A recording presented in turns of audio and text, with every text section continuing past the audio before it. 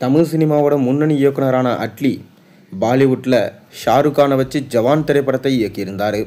இந்த படம் மிக பெரும் அளவில் வெற்றி பெற்றதுனால பாலிவுட்டையே செட்டில் ஆகிவிட்ட அட்லி தற்போது அல்லு அர்ஜுனை வச்சு ஒரு படத்தை இயக்கி கொண்டிருக்காரு.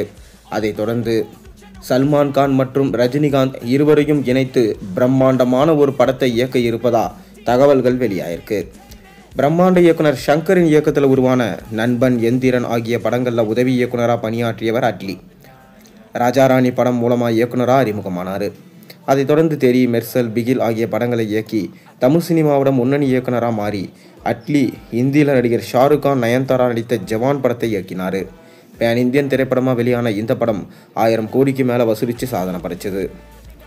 முதல் படத்திலேயே பாலிவுட்டில் மாஸ் காட்டிய அட்லி தெரி படத்தை இந்தியில் பேபி ஜான் என்ற பெயரில் தயாரித்தார். இந்த படத்தில் கீர்த்தி சுரேஷ் சமந்தா ரோல்லையும் வருண் தவான் விஜய் ரோல்லும் நடிச்சிருந்தார். இந்த படம் கிறிஸ்மஸ் பண்டிகையை முன்னிட்டு கடந்த டிசம்பர் 25ஆம் தேதி திரையரங்கில் வெளியானது. கலவையான விமர்சனங்களை பெற்ற இந்த படம் பெரிய அளவில் பாக்ஸ் ஆஃபீஸில் வரவேற்பு பெறலை. 150 கோடி பட்ஜெட்டில் உருவான இந்த படம் உலகம் முழுக்க 50 கோடியை மட்டுமே வசூலித்தது. இந்த படத்தால் அட்லிக்கு பல கோடி நஷ்டம் என்று சொல்லப்படுது. தற்போது பாலிவுட்டில் கடை விரித்திருக்கும் அட்லி மேலும் தெலுங்கு பக்கம் அல்லு அர்ஜுனை வச்சு சன் பிக்சர்ஸோடைய ப்ரொடக்ஷனில் இப்போ ஒரு பிரம்மாண்ட படத்தை எடுத்துகிட்டு இருக்காரு. அதைத் தொடர்ந்து சல்மான் கான் மற்றும் ரஜினிகாந்தை வச்சு ஒரு படத்தை இயக்க போகிறாரு. இந்த படத்தில் சூப்பர் ஸ்டார் ரஜினிகாந்த் நடிக்கிறாரு அப்படின்னு சொல்லிட்டு சொல்லப்படுது. இந்நிலையில் இந்தி ஊடகம் ஒன்றுக்கு அட்லி அளித்த பேட்டியில், நான் ரஜினிகாந்தின் தீவிர ரசிகன், ரஜினி சாரின் வெறியன் என்று கூட சொல்லலாம். அவரை பார்த்து நிறைய விஷயங்களை கற்றுக்கொண்டேன். மேடையில் எப்படி பேசுவது, பிறரிடம் பண்பாக எப்படி நடந்து கொள்வது என நிறைய விஷயங்களை நான் கற்றுக்கொண்டேன் என்று சொல்லியிருக்காரு. அது மட்டும் இல்லாமல் அவர் நடித்த தளபதி திரைப்படத்தை பார்த்து வளர்ந்தவனா, ரஜினி சாரோட 300 நாட்கள் எந்திரன் படப்பிடிப்பில் இருந்திருக்கிறேன்.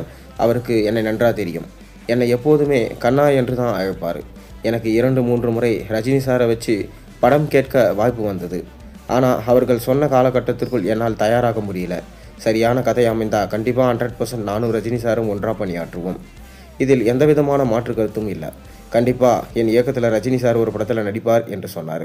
சல்மான் கான் நடிக்கும் படத்தில் ரஜினி நடிக்க இருப்பதா இணையத்தில் தகவல்கள் பரவி வரும் நிலையில் அட்லி இவ்வாறு பேட்டி அளித்திருப்பதனால அட்லி படத்தில் ரஜினி நடிப்பது கன்ஃபார்ம் என்று சொல்லப்படுது. நீங்கள் என்ன நினைக்கிறீங்க?